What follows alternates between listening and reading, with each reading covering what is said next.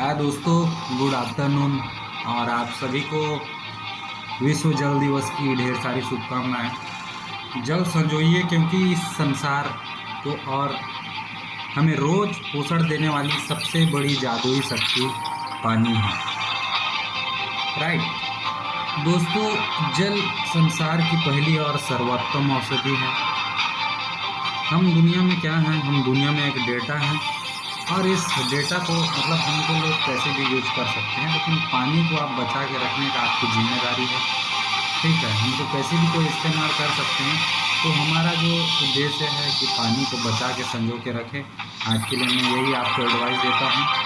चाहे परिस्थितियाँ चाहे जितनी गंभीर हो, धैर्यवान व्यक्ति कभी इनसे विचलित नहीं होता है। ठीक है, आप तो जानते ही हो, परिस्थितियाँ चाहे जितनी भी गंभीर हो, एक सच्चा आदमी और एक धैर्यवान व्यक्ति जो पेशेंस रखता है, वो कभी अपने रास्ते से विचलित नहीं होता। तो मैं कुछ एक नेपाल में राम कथा चल रहा था, वहाँ के बारे में आपको कुछ पॉजिटिव थॉट्स और कुछ जानकारी या तो फिर कुछ दोहा हनुमान चालीसा का, वो सब के बारे में आपके सामने मैं जिक्र करूँगा।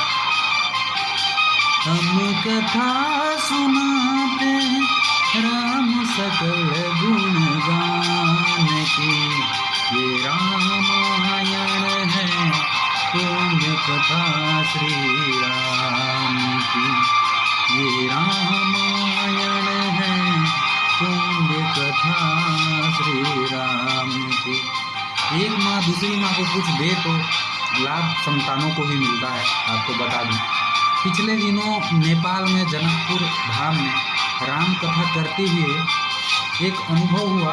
वहाँ गंगा सागर में गंगा आरती होती है। राइट, सो वहाँ एक गंगा सागर है, वहाँ गंगा आरती होती है।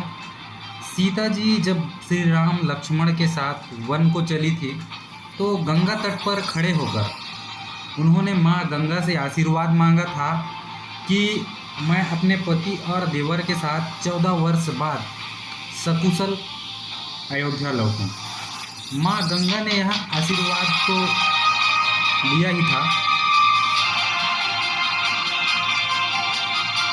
कि तुम्हारे मनोरथ पूरे होंगे, लेकिन लगे हाथ गंगा जी ने सीता जी को 8 सिद्धि और 9 निधि का आशीर्वाद दिया, और वही आशीर्वाद सीता जी ने हनुमान जी को भी दिया।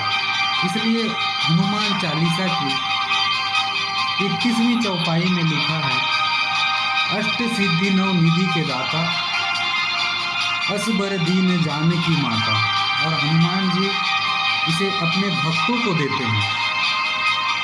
आरती इस सुंदर ढंग से होती है। वहाँ पर जनकपुर में जो राम कथा चलता है, वहाँ आरती कुछ इस तरह से होती है। जनकपुर धाम में इस स्थान पर खड़े होकर लगता है कि हम उस युग में पहुंच गए हैं।